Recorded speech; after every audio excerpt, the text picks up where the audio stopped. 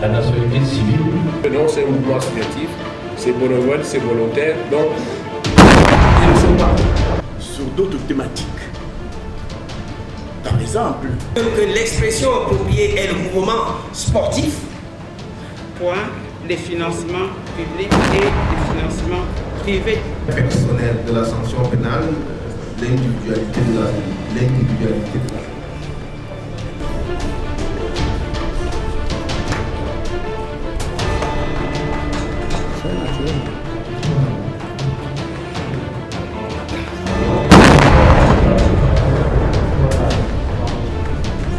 Besides me, I have two eminent panelists. Dr. Umaru Tadu. Dr. Umaru Tadu is the Deputy Director General of Academic Olympique. On my left is Maître Serge Bakoua. All of us know him. He is a member of the Bar of Paris and Bar of Cameroun. J'ai vu le Forum international sur les métiers du sport. Et je vois dans les plaquettes, dans les annonces, invite les gens, cherche des participants. Ce qui pose, est-ce que les métiers, ce que je viens de dire plus haut, à savoir les métiers proches du pratiquant, donc l'entraîneur, les préparateurs physiques, sont plus connus que les autres métiers, ou alors le deuxième panel, le deuxième forum que nous organisons aujourd'hui est trop select. Vous me direz forcément c'est trop select. Mais si vous faites un sondage, peut-être qu'on peut trouver le contraire. Deuxième idée que je vais évoquer, les primes des athlètes. Un problème commun au Cameroun et à tous les mouvements sportifs du monde. Nous convenons en début d'une compétition d'une prime arrêtée, convenue, diffusée par tout le monde. À la fin de la compétition, les athlètes disent qu'ils ne prennent plus cette prime. Parce que pendant la phase de la compétition, ils ont provoqué beaucoup de passion, beaucoup d'émotions, beaucoup de soulèvements populaires. Tout le monde applaudit, les acclame. À la fin, ils disent qu'ils ne prennent pas. Donc, problème. Un problème de droit, parce qu'on avait convenu quelque chose, on sait le montant. Mais comme ils ne veulent pas prendre, donc se pose un autre problème. Que le métier de droit ne règle pas. Donc pour dire les deux idées que je viens d'évoquer, pour montrer que dans le mouvement sportif, depuis sa naissance, il y a eu la primauté, c'est les métiers d'encadrement des sportifs. Puis, les autres métiers ont apparu au fur et à mesure de la complexité du secteur. Alors, c'est pour ça que j'ai dit au départ que le mouvement sportif étant né sur la base de l'associationnisme et du volontariat, l'associationnisme étant les gens qui se regroupent en association pour s'accorder avec des buts intérêt général, participation et tout ce qui est autour, les pratiquants ou les gens qui viennent intervenir travaillent de manière volontaire, bénévole. C'est pour cela que j'ai dit le départ, c'est ce mouvement, associationnisme volontaire, bénévole. Mais très tôt, le bénévolat et l'associationnisme ont montré des limites. Parce que le bénévole dit qu'il vient, comme il n'est pas payé, il vient en son temps voulu et il n'est pas soumis ou astreint au résultat. Que ce soit au niveau de l'encadrement technique, que ce soit au niveau administratif Nous savons depuis des années les présidents des fédérations, les responsables de clubs qui viennent, qui se disent que non, c'est un mouvement associatif, c'est bénévole, c'est volontaire. Donc, ils ne sont pas astreints aux résultats. Forcément, il y a des limites parce que chacun vient comme il veut, il part quand il veut. Malheureusement, le sport aujourd'hui quitte cette pratique simple.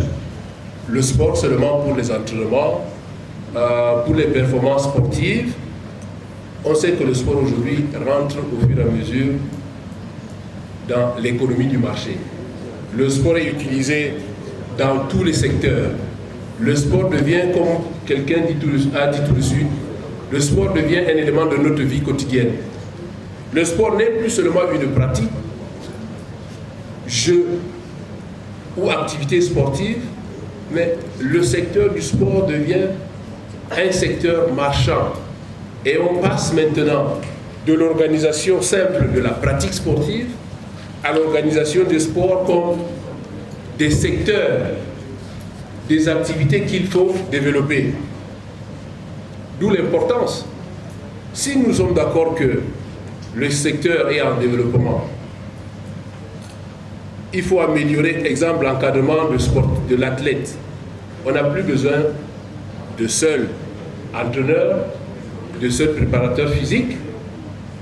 À côté de d'autres métiers secrets, on a besoin du médecin qui doit soigner le type. On a besoin d'un encadrement administratif qui accompagne l'organisation du sport. Au-delà de cette pratique simple, le sport étant récupéré comme une vie quotidienne, le sport récupéré comme rentrer dans le secteur marchand, les entreprises de production sportive, les entreprises utilisent le sport aujourd'hui comme des moyens de communication. Tous les secteurs se développent, d'où la multiplicité des compétences qui font qu'aujourd'hui, le sport n'est plus une pratique simple. Il faudrait qu'autour du sport naissent des métiers, naissent des compétences spécifiques, et à compétences spécifiques, des métiers. Et je parle des métiers. Métier veut dire, à l'opposé de ce que nous avons dit au départ du mouvement sportif bénévole, d'abord des bureaux, puis des cellules, des services. On observe aujourd'hui les divisions des affaires juridiques, les directions des affaires juridiques. Au niveau du mouvement sportif lui-même, les structures juridiques sont instaurées, sont instituées. C'est vrai qu'avec beaucoup de limites, parce que nous avons constaté que les structures juridiques dans les associations sportives semblent plus connaître des contentieux d'ordre sportif ou ou à caractère sportif, mais n'accompagnent pas le développement et l'organisation de la pratique. L'athlète lui-même aujourd'hui, dans la 3e génération, l'athlète, le sportif, vit de son métier. Il doit donc être accompagné, il doit être conseillé, les associations sportives eux-mêmes accompagnées, conseillées. Donc le marché du sport aujourd'hui au Cameroun est un marché innovant. Très ravi de la présentation de mon prédécesseur parce que effectivement, il y a, on en parlait justement dans la salle d'attente au démarrage de cette conférence, il y a toute une économie du sport qui existe, qui est déjà clairement affirmée sur le plan international et qui commence à poindre, existe déjà chez nous, ici au Cameroun, mais commence à poindre de plus en plus. Et la question qu'il nous a posée, qu'il nous a posée à nous, les professionnels du droit en général et les avocats en particulier, est-ce que c'est le droit qui va aider le sport ou est-ce que c'est le sport qui va booster le droit? En tout cas, moi, ce que je peux lui dire et ce qui sera le cœur de ma présentation, de mon propos, parce que ce sera pas, j'ai pas préparé de texte en particulier, mais quand même une présentation un petit peu structurée, c'est que nous, les avocats, nous avons justement pour ambition, effectivement, d'apporter notre contribution à cette économie du sport en général que nous voyons poindre ici, qui existe déjà ailleurs et que nous voyons poindre ici au Cameroun. À tout le moins, nous envisageons de susciter, et comme diraient justement les financiers, d'originer justement de l'activité en la matière. Et comment le faire? On pourrait justement le faire par l'un des métiers du sport sur lequel je vais m'appesantir, qui est celui de l'avocat mandataire sportif. C'est quoi en fait l'avocat mandataire sportif dans la nébuleuse justement des professions qui existent et gravitent autour du sport? Déjà, de manière générale, l'avocature, c'est une profession. C'est-à-dire, l'avocat, ça veut dire une robe, une déontologie. Et c'est plusieurs métiers. Parce que, effectivement, il y a l'avocat d'affaires, il y a l'avocat de la famille, il y a l'avocat pénaliste, etc., l'avocat fiscaliste que moi je suis. Donc, c'est différents métiers. Et dans ces métiers-là, ils ne cessent d'évoluer, ils ne cessent de se développer. C'est-à-dire, en fait, ils n'ont de limite que notre ingénierie, l'ingénierie justement des spécialistes. Cette profession, ce métier d'avocat mandataire sportif existe. En fait, c'est un peu comme Jourdain justement qui fait de la prose sans le savoir, en tout cas pour nous justement ici au Cameroun. Mais dans notre barreau où j'exerce, qui est le barreau de Paris, à la faveur de l'évolution des métiers du sport et notamment du métier d'agent sportif qui est le plus connu et qui à partir d'un certain moment donné a commencé à défrayer la chronique à cause de certains, je ne dirais pas scandales, mais à cause de certains comportements d'agents sportifs, le législateur a pensé qu'il faudrait revenir à un principe, et qui est même le principe sur lequel justement nous sommes appelés à nous développer ici au Cameroun. C'est-à-dire que là où il y a des avocats, il y a de la sécurité juridique. C'est vraiment la base. Donc, dans ce milieu du sport qui brasse des sommes de plus en plus énormes et dont les enjeux justement économiques, politiques, sociaux et même sociétaux, nous avons eu l'exemple dans le panel précédent, face à cela, le législateur français a considéré à partir du début des années 2000 qu'il fallait mettre un petit peu plus de régulation à l'intérieur. C'est-à-dire qu'il fallait faire entrer des professionnels qui pouvaient assurer ce qu'on appelle l'égalité des droits et l'équilibre des armes. Parce qu'on se retrouvait dans la situation où le sportif fortement engagé dans son activité, il n'a pas le temps de faire autre chose. Il est concentré sur son activité et il se repose sur son agent.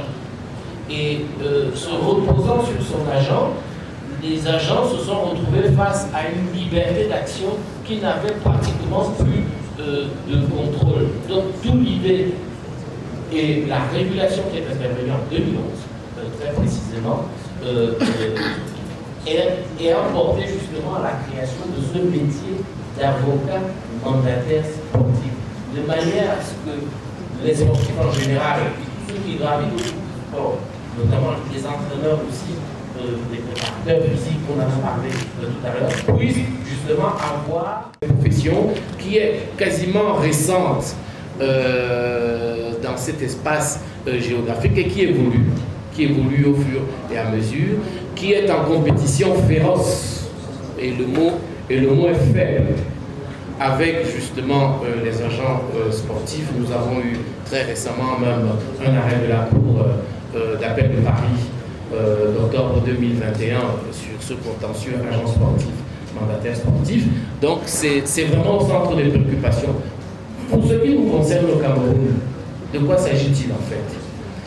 Quand on regarde la loi organique des avocats de 90, qui régit la profession des avocats, elle a un décret d'application, juste un règlement qui date de novembre 2002. Et dans ce règlement, il y a une disposition que je vais vous lire parce que je me dis c'est tellement clair que ça ne sert à rien de paraphraser. Il faut la lire. Nous sommes à l'article 74.3 de notre règlement intérieur, alinéa 2. L'avocat peut recevoir mandat de négocier,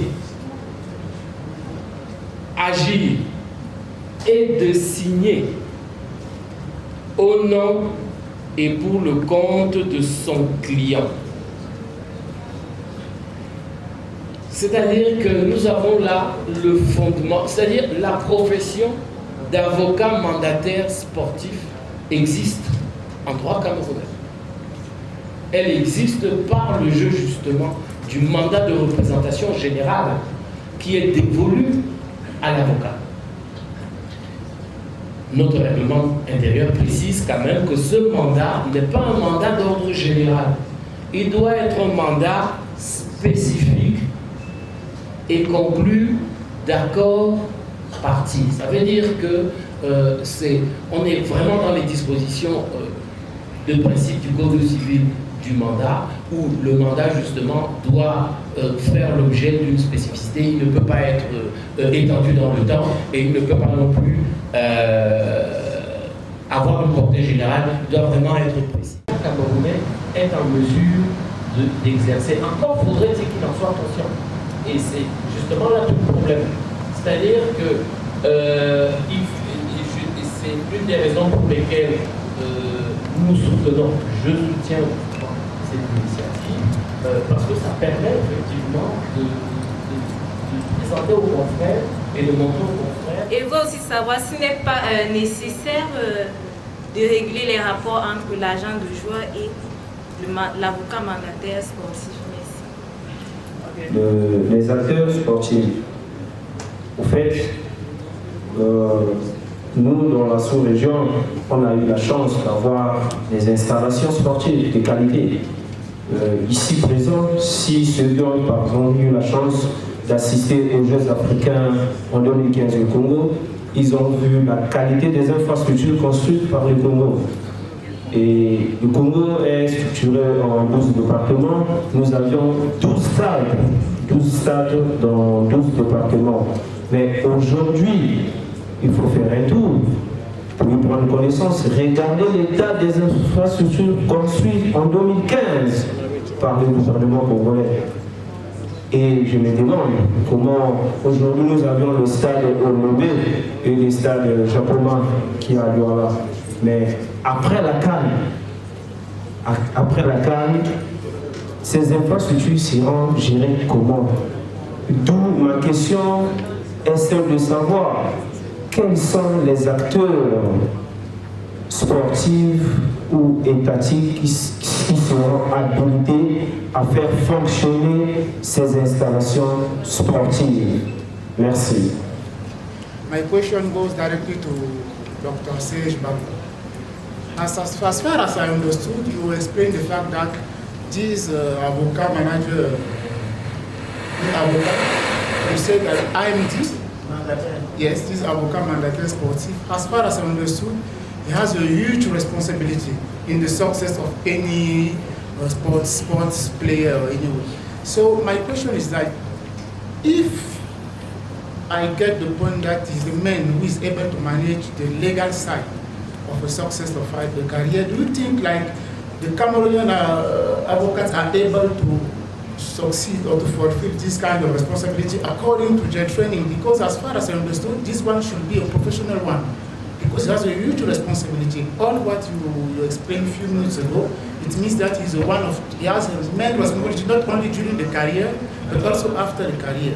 So what do you think these our fellowship Cameroonians, advocates are able to fulfill this kind of responsibility according to their training before accomplishing their job? Thanks. Nous parlons des métiers du droit du sport. Le docteur Omar Boutalo a commencé par présenter les métiers et a créé une relation entre les métiers et le droit, l'application du droit. De manière spécifique, je veux savoir, et je crois que beaucoup dans cette salle, sous le contrôle des éminents professeurs, en athlétisme,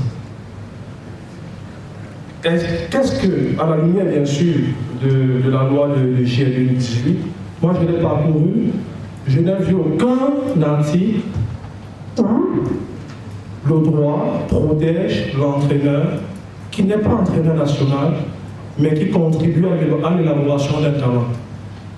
Ça veut dire que je prends un enfant A, je développe ses compétences, je l'accompagne, il est qualifié par exemple aux Jeux Olympiques. C'est une compétition de souveraineté. Je pense que dans la sécurisation, docteur Serge Bakwa, qu'est-ce que la loi prévoit? On met l'entraîneur, j'ai envie de dire, de base à l'écart et on place l'entraîneur national. Quelle santé pour l'athlète qui est le pourvoyeur de richesse, autant de l'entraîneur que autant de la souveraineté, donc de la nation. Je vous remercie. I have had the impression all along that we've been talking about problems about that relate to sports.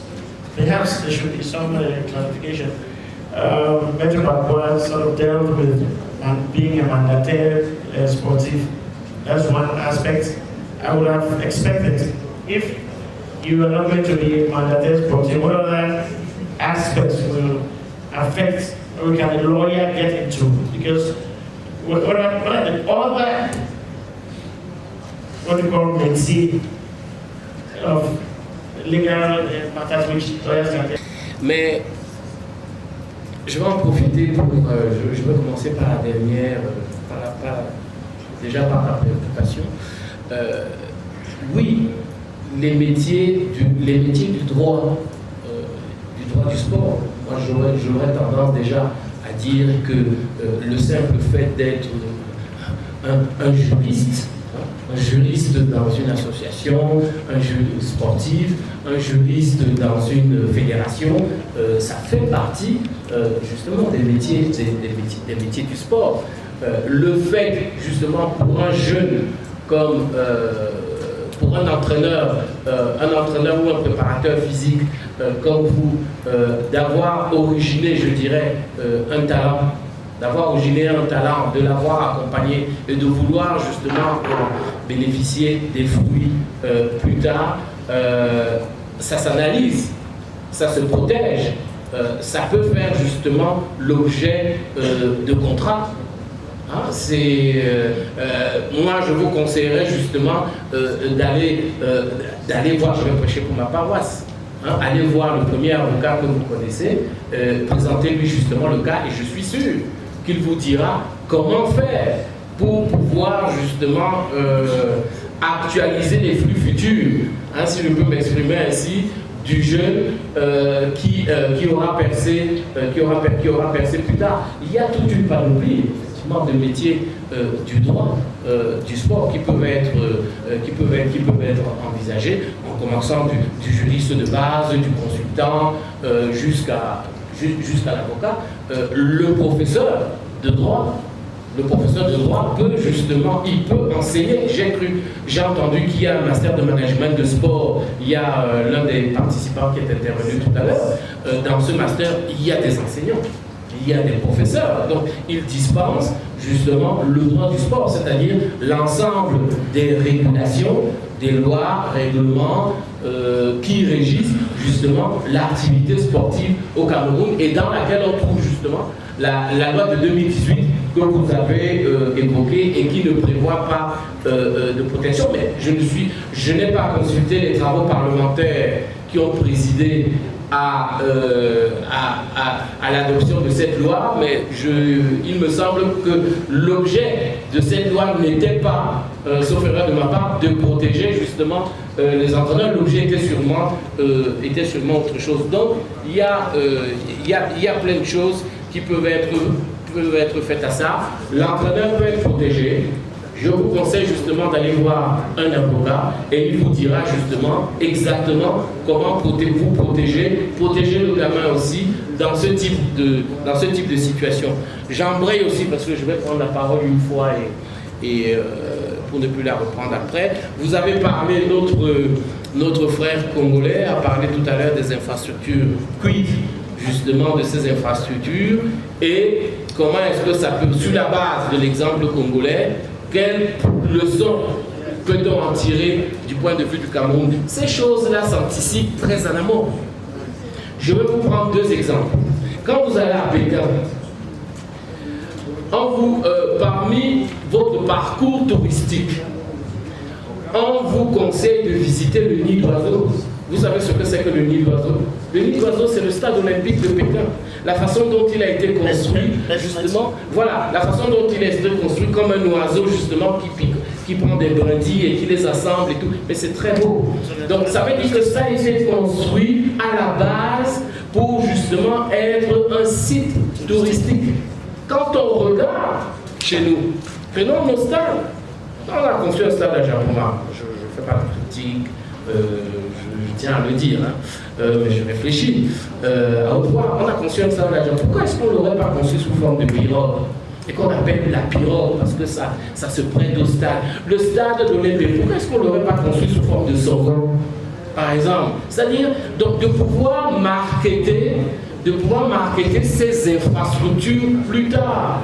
Non pas uniquement comme des recettes qui seraient des recettes accessoires de foot ou accessoires au foot, mais des lieux qui seront des sites touristiques. C'est parce que vous allez à Montréal, mais je ne suis pas... Si on vous fait visiter un site à Montréal, c'est le stade olympique. Si vous connaissez le stade olympique de Montréal, la façon dont il est construit, il est pratiquement penché avec une architecture futuriste, avec des liens, justement, où vous avez l'impression que vous avez une infrastructure qui va tomber, mais elle est soutenue par un système de câblage, mais c'est magnifique.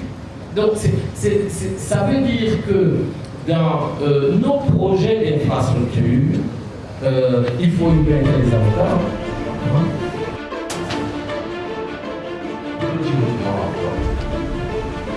La nationalité civile. Parce que non, c'est un mouvement associatif, c'est bénévole, c'est volontaire. Ils ne sont pas sur d'autres thématiques. Par exemple, que l'expression appropriée est le mouvement sportif. On a à la fois les financements publics et les financements privés.